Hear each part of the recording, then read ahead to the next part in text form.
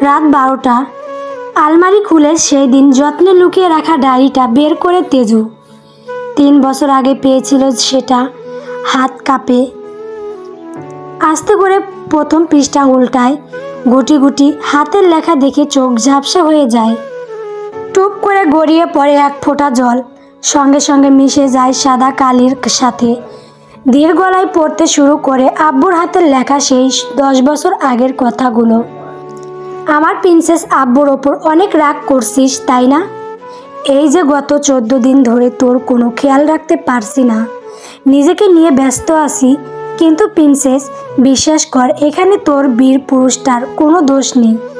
জানিস, হঠাৎ করে শরীরটা ভীষণ রকম খারাপ লাগছে। মনে হচ্ছে আমার সময় ফুরিয়ে আসছে। তোর আম্মু আমাকে ডাকছে। আজ ভীষণ করে লিখতে ইচ্ছে করলো, কারণ মনে হচ্ছে আমার সময় শেষ। তাই সবটা জানিয়ে যাচ্ছি। এই যে নিচে একটা রাজপ্রাসাদের মতো বাড়ির ছবি আঁকলাম বাবার কাছে হাতে। ঠিক এমন একটা বাড়ি তোর হবে। এইটুকু পড়ে তেজু থেমে যায়, গভীরভাবে নিঃশ্বাস টেনে নেয়। ছোট হাতে আঁকা সেই বাড়িটার নিচের লেখা, প্রিন্সেস বাবারা তো মেয়েকে বিয়ের সময় স্বর্ণ ফার্নিচার দেয়। আমি তোকে দিলাম একটা বাড়ি, যাতে কেউ বলতে না পারে আমার মেয়ের নিজের বাড়ি নেই। তোর আম্মু আর আমি তোর 3 বছর বয়সে এই বাড়িটার কাজ শুরু করেছি।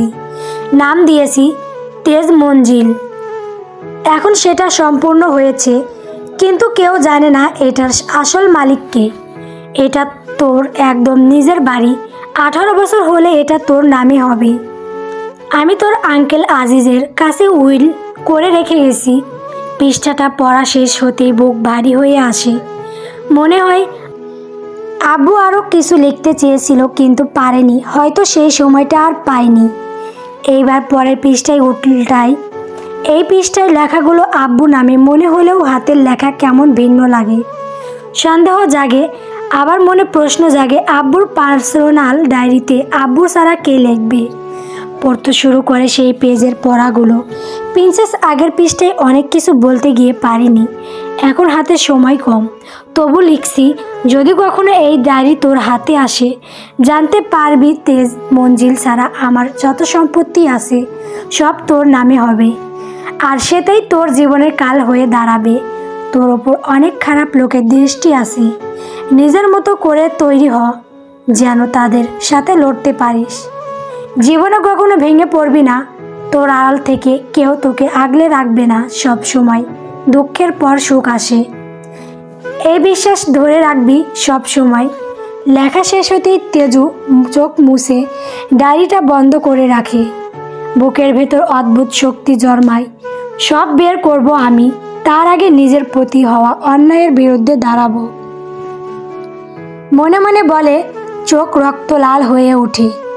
এই মুহূর্তে কেউ দেখলে বিশ্বাসই করবে না এটাই সেই তেজু, যার দৃষ্টি ছিল সবসময় নরম কোমল, অথচ এখন সেই চোখে তার সিট্টে ফোঁটাও নেই। ডায়েরিটা যেমন নিয়েছিল তেমনই নিঃশব্দে আলমারিতে রেখে দেয়। কাজ শেষ করে বেলকনিতে চলে আসে। চারিপাশ সতর্ক দৃষ্টি বুলিয়ে নেয়। সব দিকে ভালো করে তাকিয়ে আস্তে ধীরে বারান্দা দিয়ে পাইপ বেয়ে নেমে যায়, যেন এটা তার বাম হাতের খেলা। বাগানে 24 থেকে 25 বছরের একজন মেয়ে অপেক্ষা করছে তেজুর জন্য। নিচে নেমে মেয়েটাকে নিয়ে দেওয়াল টপকে চলে যায়। এই কাজটা সে বিগত 3 বছর ধরে করছে, যা আজ পর্যন্ত একটা কাকপক্ষীও জানে না। রিহান নিজের বারান্দা থেকে সব কিছু দেখে। ঠোঁটের কোণে খেলে যায় রহস্যময় হাসি। তেজুর সাথে থাকা মেয়েটা তেজুর চোখ এড়িয়ে রিহানের উদ্দেশ্যে বাম হাতের বুড়ো আঙুল দিয়ে ডান দেখায়, যার অর্থ রিহান ছাড়া আর কেউ জানে না। আকাশের দিকে তাকিয়ে উদাস স্বরে বলে ওঠে, কি নিখুঁত হাতে নিজের ধ্বংস নিজে তৈরি করছি। রিহান রিহান রুমের বাইরে থেকে বাবার হঠাৎ চিৎকার শুনে রিহান চমকে ওঠে। বেলকনি থেকে ধীরে ধীরে ভেতরে আসে। এই সময় আব্বু তার রুমে কেন? দরজার কাছে গিয়ে খুলতেই দেখে অব্র দাঁড়িয়ে আছে, মুখে কঠোর গাম্ভীর্য। রিহান কিছু না বলে সরে দাঁড়ায়, আব্বুকে ভেতরে আসার সুযোগ দেয়। রিহান, এগুলো কি হচ্ছে? তুই করছিস এইসব, তাই না? কি করছি? রিয়ান অনাগ্রহ নিয়ে বলে, চোখে মুখে ক্লান্তির ছাপ। জেনেও না জানার ভান করবি না রিহান। তেজু হঠাৎ এমন কেন হলো? এমন তো হওয়ার কথা ছিল না। অব্র ভারী কণ্ঠ বলে উঠে, গলার বাজে সন্দেহ স্বর। রেহান তাকায় স্পষ্ট দেখতে পাচ্ছে আব্বুর মুখে দুশ্চিন্তার চাপ। ঠোঁটের কোণে হালকা হাসি ঝুলিয়ে বলে উঠে রিহান, কেমন হওয়ার কথা ছিল? ও ভীতু ছিল সামান্য, চোখ তুলে কথা বলতো না। এখন চোখে চোখ রেখে কথা বলছে। শরীরে ভয়ের ছিটে ফুটেও নেই। আব্বুর অর্ধেক কথা রিহান হেসে ফেলে। খুব চেষ্টা করছে নিজেকে নিয়ন্ত্রণে রেখে আলোয় আব্বুর মুখে রিয়াকশনটা উপভোগ করার। তাতে আমি কি করব? হয়তো তোমাদের আঘাতে আঘাতে শক্ত হয়ে গেছি। এখন সুযোগ পেয়ে কাজে লাগিয়েছি। অব্রর মুখ গম্ভীর হয়ে যায়, চোখের ভাজে ভাজে চিন্তায় ছায়া। মেনে নিলাম আঘাতে আঘাতে শক্ত হয়েছে, কিন্তু জায়গা, সম্পত্তি, ব্যবসা এসব বিষয়ও কিভাবে জানলো? কিভাবে এত কিছু বুঝেও? ওর তো বোঝার কথা না। 18 বছর পর সম্পত্তি সব ওর হবে, এটা আজকে জানার কথা। অথচ ওর কথা বার্তায় চলনে বোঝা যাচ্ছে এইগুলো ও অনেক আগে থেকেই জানে। আর সেই অনুযায়ী নিজেকে এমনভাবে তৈরি করেছে। অব্রর কণ্ঠ একরাশ আশঙ্কা, যেন ভবিষ্যতের অন্ধকারের গন্ধ পেয়ে গেছে। রিহান আশ্বাস দেয়, ভয় পাচ্ছ এমন রূপে? ভয়ের কিছু নেই, আমি আছি তো। তেজ ততটাই এগোবে যতটা আমি চাইব। রিহানের কণ্ঠ ঠান্ডা, আত্মবিশ্বাস যেন এক অদৃশ্য নিয়ন্ত্রণের জাল সে নিজেই ছুঁড়ে রেখেছে। অব্র কিছুক্ষণ স্থির দৃষ্টিতে ছেলেকে দেখে। ছেলের কথার ধরন বুঝছে না। কথা ঘুরিয়ে প্রশ্ন করে, তুই যে হঠাৎ ওর প্রতি এত উদার হচ্ছিস, ওর খেয়াল রাখছিস, এতে তো ওর বিপদ হবে। ইচ্ছে করে করছিস নাকি? রিয়ান ঠোঁটের কোণে হাসি টেনেই জবাব দেয়, ও নিজের খেয়াল রাখতে পারবে আব্বু, সেটা কাল সকাল থেকেই আরও বেশি করে বুঝবে। না পারলে আমি আছি তো। একটু আগে তুমি তো নিজেই বললে ওর মাঝে ভয়ের ছিটে ফোঁটাও নেই। তাহলে ভয় কিসের? অব্রর চোখে রাগের আগুন জ্বলে ওঠে। গর্জন করে রিহানের উদ্দেশ্য বলে ওঠে, এখানেই আমার ভয় রিহান। কসম, আমার স্বার্থ আঘাত লাগলে আমি কিন্তু ছেড়ে দেব না। আব্বুর কথায় রিহান ভয় পায় না। নীরব থাকে কিছুক্ষণ, ঠোঁট চেপে হালকা হেসে পকেটে এক হাত ঢুকিয়ে অন্য হাত দিয়ে চুলের আঙুল চালায়। আত্মবিশ্বাসী ভঙ্গিতে বলে, হবে না, সেফ থাকবে। বলছি না আমি? যা চাই ততটুকুই প্রকাশ পাবে, কারো কিছু হবে না। আব্বু, একটা কথা বলি। রিহান অনুরোধের মৃদু সুর তুলে প্রশ্ন করে। অব্র তাকায়, চেহারায় স্পষ্ট কৌতূহল। কি? সংসার করতে দাও না আমাকে? অনেক তো সহ্য করেছি, ওদের আটকাও না। তুমিও থেমে যাও। আমার বড্ড লোভ ওর সঙ্গে সংসার করার। অব্রর মুখ শক্ত হয়ে যায়। ঠোঁটের কোণে অমোঘ তিক্ত হাসি ঝুলিয়ে বলে, ওকে তাহলে আমি যা চাই তাই দিয়ে দিই। এটা সম্ভব না আব্বু। এটা করলেও আরও দূরে চলে যাবে আমার থেকে। এমনিতেই ভুলেই অভাব নেই। অব্র নির্দয় স্বরে বলে, আমিও পারবো না তাদের আটকাতে।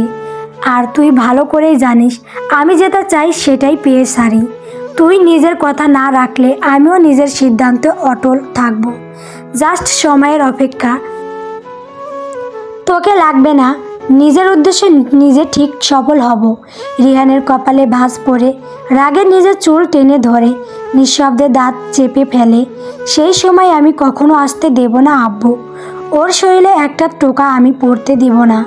তোমার কথা রাখার মতো না। তুমি আমাকে ঠকিয়ে বীরকে নিজের জালে ফাঁসিয়েছ। কি লাভ হলো? তেজ ওকে ভালোবাসেনি, উল্টো বীর তোমার প্ল্যান ফ্লপ করে দিল। বেচারা নিজেও ফেসে গেল।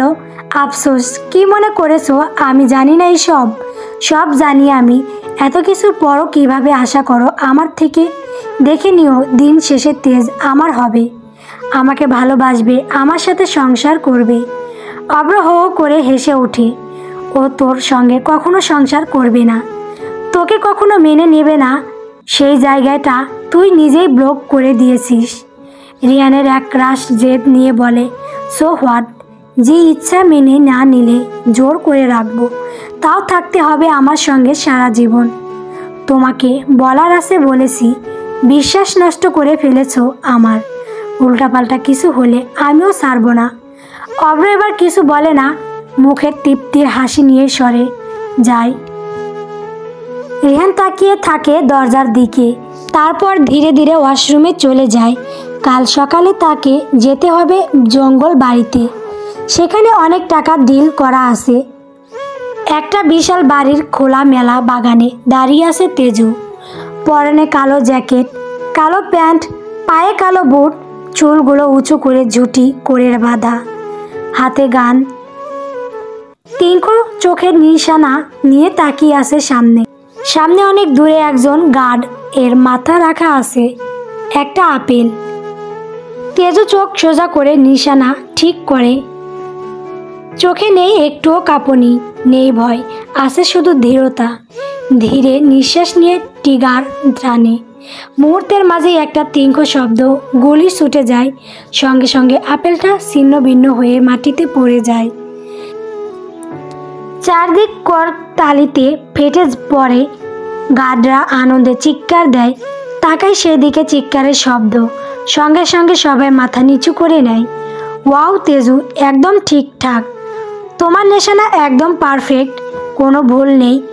জেসির কথায় তেজু ঠোঁট হালকা বাঁকা হাসি ঝুলিয়ে গান পকেটে ঢুকিয়ে নেয়। জীবনে ভুল থাকলে চলে না জেসি আপু, থাকলেও সেটা শুদ্ধ করে নিতে হয়। আমি অনেক আগে ঠিক করে নিয়েছি, তাই ভুল হওয়ার চান্সও নেই। কণ্ঠে কঠোরতা মিশিয়ে তেজু বলে, এই কথাটার পেছনে আছে এক দীর্ঘ যন্ত্রণা ইতিহাস। জেসি মাথা নাড়ায়, বাকিরাও সাই জানায়। তেজু সামনে তাকায়। সব মেয়ে গার্ড তাদের মাঝে থেকে একজনকে হাত ইশারা করে ডাকে, যাকে সে কিছু খুঁজে বের করতে বলেছিল। ইশারা পেয়ে মেয়েটি কাছে এসে সামান্য ঝুঁকে দাঁড়ায়। জি ম্যাম, বলুন। খোঁজ নিয়েছো? কি তাদের পরিচয়? তেজু বরফ শীতল কণ্ঠে প্রশ্নটা করে, গলায় স্পষ্ট একরকম চাপা উত্তেজনা। মেয়েটা ভয়ে ডুব গিলে কণ্ঠ শুকিয়ে গেছে। ভয় পায় কারণ জানে এই খবর শুনে ম্যাম রেগে যেতে পারে। জিভ দিয়ে ঠোঁট ভেজায়, ম্যাম ইফাত সরকার আর ইমাদ সরকার, ওনারা সম্পর্কে আপনার চাচা, আপনার বাবার আগের মায়ের সন্তান। আপনার বাবার মায়ের নামে ইস্তিয়া চৌধুরী। তিনি আমেরিকায় ছিলেন 51 বছর আগে। এইখানে বাংলাদেশের জিহাদ সরকারের সাথে বিয়ে হয়।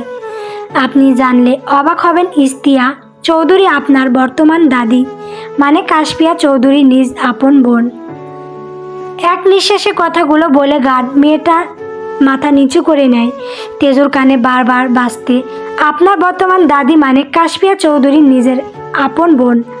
তেজু মনে হয় পৃথিবী যেন এক মুহূর্তে থেমে গেছে। চোখ বড় হয়ে যায়, ঠোঁট কেঁপে ওঠে, মাথার ভেতর যেন একটা ঝড় বয়ে যায়।